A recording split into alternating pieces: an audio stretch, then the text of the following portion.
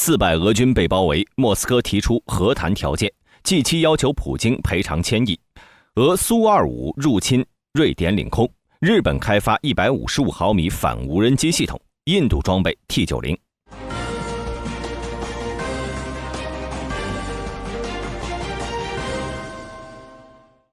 随着乌军在沃夫昌斯克节节胜利，俄军显然有些着急了，不仅把顿涅茨克和卢甘斯克的进攻部队调了过来，甚至连预备队都上了。然而即便这样，也依旧没能阻止乌军进攻的脚步，危急的战况让俄罗斯指挥部昏招频出。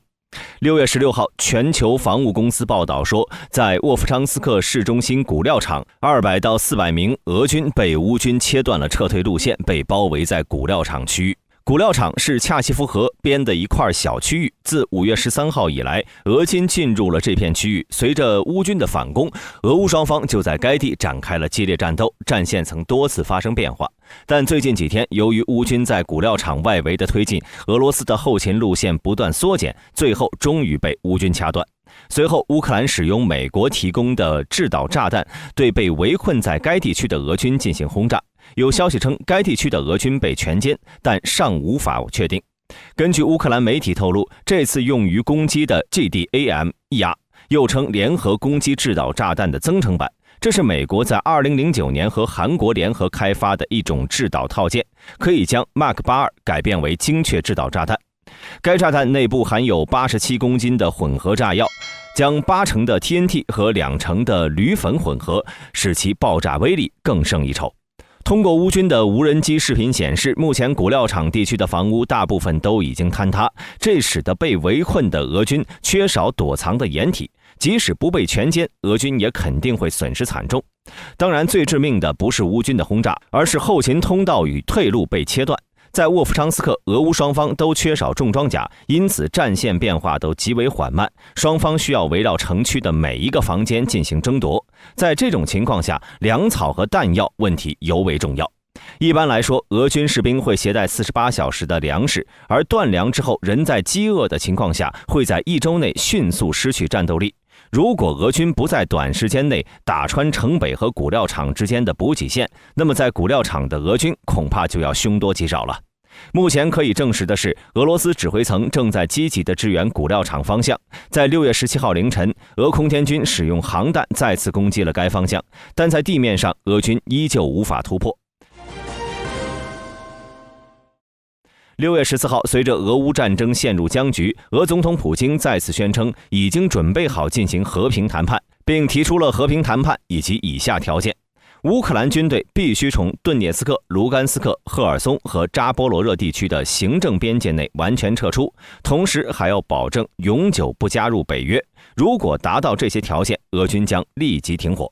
理由自然是这些乌克兰州已经被俄罗斯自己的法律列为了自己的领土。而至于克里米亚，俄罗斯政府早在2014年就将其吞并了，并在法律中规定克里米亚属于俄罗斯的领土。这不由得让人担心，那万一哪天俄罗斯国家杜马通过了地球属于俄罗斯领土的法律，那全世界岂不都是俄罗斯人了？目前来看呢，俄罗斯只控制了扎波罗热州和卢甘斯克州的大部分区域，而顿涅茨克以及赫尔松依旧处于乌军的控制之下。而不久之前，俄国防部称俄军伤亡已经达到了50万，黑海舰队更是损失惨重，目前已经名存实亡。在当前情况下，想让乌克兰投降，不得不说俄罗斯提出的条件还是太过天真了。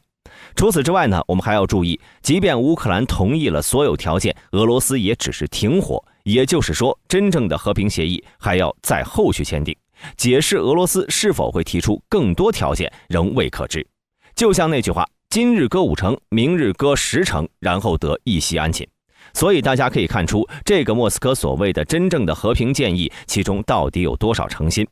乌克兰总统办公室主任顾问米哈伊洛·波多利亚克在社交媒体上回应说，俄罗斯没有新的和平建议，普京又把侵略者的标准话术又说了一遍，我们已经听过很多次了。俄罗斯的和平条件是对国际法的冒犯，同时也不现实，这证明俄罗斯高层缺乏对现状的评估能力。而美国防部长奥斯汀对此也回应称，俄罗斯没有资格向乌克兰提出任何条件，只要俄罗斯军队离开乌克兰，今天俄乌战争就可以结束。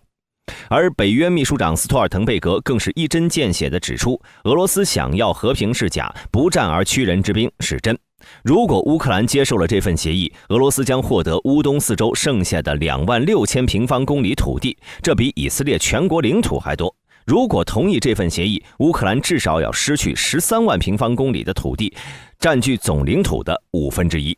而面对俄罗斯的威逼利诱，国际社会再次对俄展开新一轮的制裁。在不久之前，G7领导人在意大利峰会上通过联合声明，称俄罗斯应该赔偿乌克兰4860亿美元的损失，而且这一数字每天都在增加。G7已经正式确认，在年底前向乌克兰提供500亿美元的贷款，这笔贷款将以冻结的俄罗斯资产作为抵押偿还。同时，在瑞士举办的俄罗斯和平峰会也正式开启。参加瑞士全球和平峰会的绝大多数国家和国际组织在6月16号签署了联合公报，重申支持乌克兰的主权和领土完整。公报还重申支持乌克兰对扎波罗热核电站的运营和控制，目前这座核电站被俄军占领。同时支持黑海的航行自由以及安全，以确保全球粮食安全，以及交换战俘，归还所有被驱逐的乌克兰人。80多个国家和国际组织签署了公报，但沙特阿拉伯、印度、南非、亚美尼亚、巴林、阿联酋和巴西等国家没有签署公报。大兵认为，这次和平峰会的主要目的还是协调对乌克兰的援助。乌克兰想要真正的和平，必须在战场上取得。俄罗斯的扩张欲望不会被一纸合约所限制的。更何况，现在乌克兰本来也没有进行和谈的必要。如今哈尔科夫局势向好， F-16也即将抵达，乌克兰完全可以等到在战场取得更大战果时再进行和谈，以战绩来获得在谈判桌上的更多筹码。接下来我们来看一下战场。16号，俄罗斯军队继续在哈尔科夫州北部的赫利伯克、沃夫昌斯克和季赫附近展开进攻行动，但乌军也在进行反击。乌克兰哈尔科夫集团军发言人尤里波夫赫表示，俄罗斯第138摩托化步兵旅正在向哈尔科夫方向进攻，但被乌军击退。同时，俄第25摩托化步兵旅、第83独立近卫空降旅由于损失惨重，已经失去了大半战斗能力。俄罗斯指挥部正在计划撤出这些部队。同时，俄军精锐第83威迪威旅已经从别尔格罗德州部署到哈尔科夫，试图挽回在该地区的颓势。而在库皮扬斯克，俄罗斯军队向皮什查内东郊推进了约2公里。一个乌克兰旅报告说，乌克兰军队在塞波尔斯克森林地区沿着2公里宽的战线推进了1公里的纵深，附近战线犬牙交错，多处爆发战斗。而在恰西夫亚尔，俄军如大兵之前所推测的那样，放弃了对运河的进攻，转而沿着城北的森林地带向西部推进。同时，俄军在该地区动用了温压火炮，对城内的乌军进行压制。有俄罗斯消息源声称，俄军正在该地区筹备更大的攻势。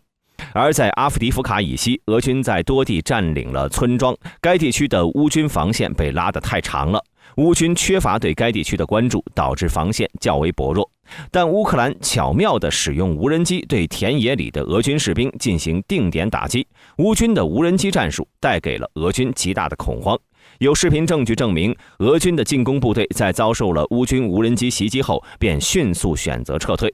俄军为了提升士气，未来可能会在这里部署督战队。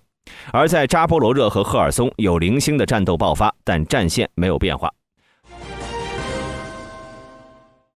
24年6月14号，一架俄罗斯的苏24侵犯了哥特兰岛南端以东的瑞典领空。哥特兰岛是瑞典最大的岛屿，地理位置优越，位于波罗的海，瑞典以东约90公里，距离俄罗斯飞地加里宁格勒约300公里，距俄罗斯大陆约600公里。根据瑞典武装部队称，尽管收到了瑞典空战司令部的无线电警告，但俄罗斯飞机并没有改变航向，因此一架瑞典的 JS-39 鹰狮紧急升空，并且迫使俄战机离开瑞典领空。空军参谋长乔纳斯·维克曼对入侵事件表示强烈反对。他表示，俄罗斯的行为是不可接受的，这表明俄罗斯对我们的领土完整缺乏尊重。我们跟踪了整个过程，并进行了干扰。虽然俄空军的违规行为很短暂，但影响非常恶劣。瑞典空军公布了被拦截飞机的图像，这架苏24似乎是 MR 变体，编号为54红色。它曾在24年6月1号曾被德国空军所拦截。苏 24MR 是一种源自苏24攻击机的侦察机，配备了各种传感器和系统，专为情报收集任务而设计，包括用于测绘和大面积监视的测试机载雷达，以及用于识别目标的红外摄像机，还有 ELINT 系统。这并不是俄罗斯第一次侵犯瑞典领空了，但是瑞典加入北约以来的第一次。2022年3月2号，2架俄罗斯的苏27和2架苏24进入瑞典领空，瑞典空军同样派出了鹰狮进行拦截。目前，瑞典正在确定俄罗斯政府对于该事件的态度。外交部长托比亚斯·比尔斯特伦告诉瑞典媒体 SVT， 他们将召见俄罗斯大使。他表示，俄罗斯的行为是不可接受的，外交部将致电俄罗斯大使馆质问这一事件。同时，我们与盟国也在就该事件保持密切联系。其实这件事情很简单，无非是有意和无意两种可能，要么是飞行员伏特加喝多了看不清导航，要么是俄军故意进行挑衅。目前看来后者的可能性更大，这可能是俄罗斯在瑞典加入北约后进行的一种恐吓行为，或者是测试瑞典空军快速反应警报的准备情况，同时收集瑞典边境的军事情报。无论是苏联还是俄罗斯都擅长使用这种手段。日本开发155毫米防空炮3式弹重返战场，相关文件已经发布在日本防卫省的官方页面上了。日本防务省表示，这一发展将提高自卫队防空系统的能力。日本最近一直在重新思考防空系统的发展方向。防务省表示，他们详细研究了乌克兰战争，得出的结论是日本需要拦截大规模攻击无人机袭击的手段，所以他们准备开发一种成本低、用于攻击空中小型目标的防御武器。该火炮基于89式步兵战车，但体积更轻，并且能够实现无人化操作。目标是5到15公里以内的无人机蜂群。炮弹将使用近炸引信，在空中利用破片摧毁无人机，同时还会配备2套光学雷达，用于识别小型无人机。这不由得让大兵想起了100多年前日本试图用460毫米舰炮打飞机的故事。当时日本军部为了弥补战列舰火力不足，想出让战列舰主炮进行防空的点子，并为此开发了3式弹。这种炮弹里面含有996颗小型燃烧子弹，在爆炸后会迅速燃烧，温度高达3000度，但缺点是只能烧5秒，很难对战机起到致命伤害。而这次日本又把详细的武器放到了开发进程上，很难猜测其效果会如何。不过日本防务省也说了，其他国家也在开发相似武器，比如德国的 KMW 公司正在提出一种155毫米榴弹炮用于防空和拦截飞行物，但目前只是概念。而美国也在进行类似的实验。2020年9月，美国成功进行了一次实验，用 M109 自行榴弹炮拦截了一架 BQM167 目标飞机。不久之前印度陆军接收了首批 T90 Mk3 坦克，这批坦克是在印度境内制造的，由印度的 NIGA 有限公司负责，首批交付了10辆。这次生产是根据2019年11月与俄罗斯签署的许可协议进行的。2020年下半年，印度陆军决定再购买40辆 T90S 战斗坦克。T90 Mk3 是基于 T90 MS 的印度变种，在自动目标跟踪系统、瞄准系统和数字弹道计算机上和原版有所不同。T90 MS 装备125毫米滑膛炮，可以发射传统炮弹和制导导弹，还配备同轴机枪和车顶机枪。在防御方面，其正面装甲等效1100毫米，使其难以被传统的 APF-SDS， 也就是钢针穿甲弹从正面击穿。但同时T90 存在巨大的防御漏洞。在俄乌战争中，多辆 T90 在被无人机或机炮打中关键部位后而失去了作战能力，比如发动机、炮塔座、观察镜也暴露了该坦克的设计缺陷。印度版的 T90 Mk3 还配备了由印度国防研究与发展组织和印度电子有限公司联合开发的中波红外瞄准器。得益于热成像，它可以在白天或者夜晚探测到最远8公里外的目标。本期视频到此结束，欢迎各位在评论区留言讨论。我是大兵，我们下期再见。